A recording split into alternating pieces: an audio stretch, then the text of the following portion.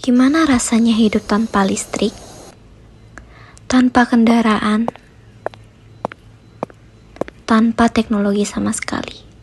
Bagi suku Baduy itu adalah kehidupan sehari-hari.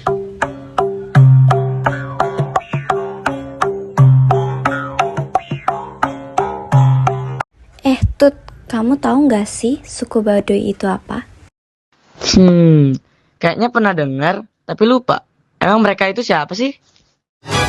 Bah, suku Baduy itu suku asli di Indonesia yang masih hidup pakai adat nenek moyang sampai sekarang. Nah, itu dia. Bayangin deh, hidup tanpa HP, listrik, sama kendaraan. Hah? Serius? Emang bisa hidup kayak gitu di zaman sekarang? Iya, mereka tinggal di pedalaman Kabupaten Lebak, Banten, jauh banget dari keramaian kota. Terus, mereka semua sama atau ada kelompoknya? Ada dua, yaitu Baduy dalam dan Baduy luar. Bedanya apa tuh? Kalau Baduy dalam, mereka sangat menjaga adat, nggak pakai teknologi sama sekali, nggak naik kendaraan, hidupnya sederhana banget. Dan biasanya identik dengan memakai baju putih yang menyimbolkan kesucian mereka. Kalau Baduy luar gimana? Baduy luar lebih terbuka. Mereka boleh pakai beberapa teknologi dan berinteraksi sama orang luar. Dan biasanya memakai baju berwarna hitam atau biru. Unik banget sih. Mereka punya tradisi juga nggak? Ada dan masih dijaga sampai sekarang. Tradisi mereka berpusat pada ajaran Sunda, wiwitan dan menjaga keseimbangan alam. Contohnya apa tuh? Salah satunya Seba Baduy. Setelah panen, mereka jalan kaki jauh ke pusat pemerintahan buat menyerahkan hasil bumi sebagai tanda syukur. Wah, jalan kaki jauh gitu. Iyalah, bahkan tanpa alas kaki loh. Terus, ada lagi. Ada juga Kawalu, yaitu puasa selama 3 bulan berturut-turut. Saat Kawalu, wilayah Baduy dalam ditutup untuk orang luar. Dan rumah mereka juga unik loh. Emang kenapa? Rumah adatnya disebut Sulah Nyanda. Rumah ini berbentuk panggung dan terbuat dari bahan-bahan alami seperti bambu, kayu, dan ijuk.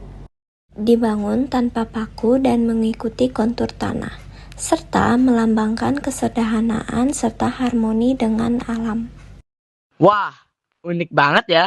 Semuanya serba alami. Iya, bahkan atapnya juga melengkung. Disebut juga julang ngapa. Terus kalau makanannya gimana? Makanan mereka sederhana, tapi khas, seperti nasi liwet atau tutuk oncom. Ada juga loh cemilan tradisional seperti jojorong atau apem putih.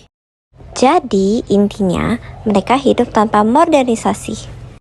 Bagi mereka, alam itu bukan cuma tempat tinggal. Tapi bagian dari kehidupan yang harus dijaga.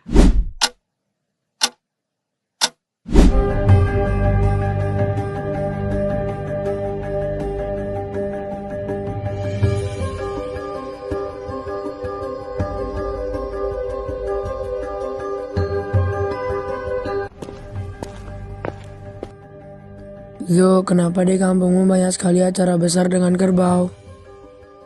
Itu namanya Rambu Solo. Rambu Solo merupakan upacara paling krusial yang melibatkan penyembelihan kerbau untuk penghormatan terakhir. Nah, itu dia Rambu Solo. Tapi itu baru tradisinya saja. Kalian tahu nggak asal-usul suku Toraja? Masa udah kesini tapi nggak tahu asal-usulnya? Ini aku tahu nih.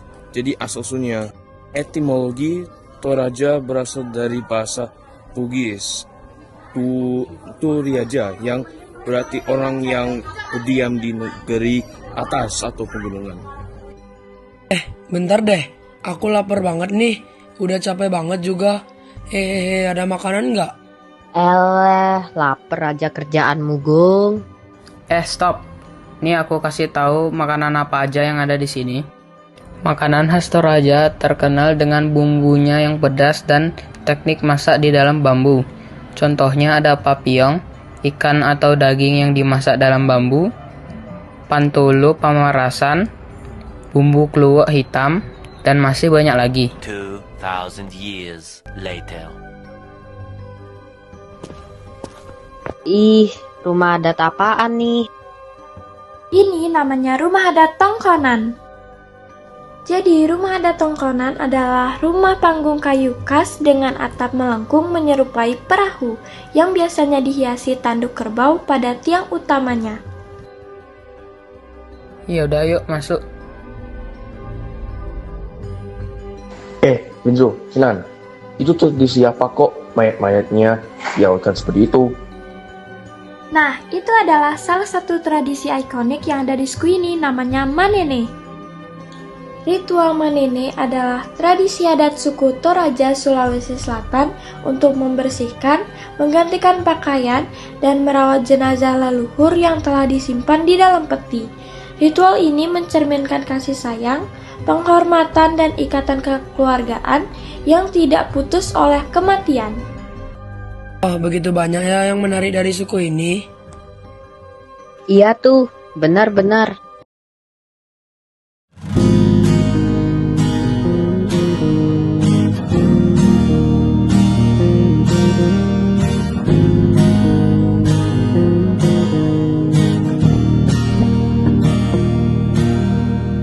Suara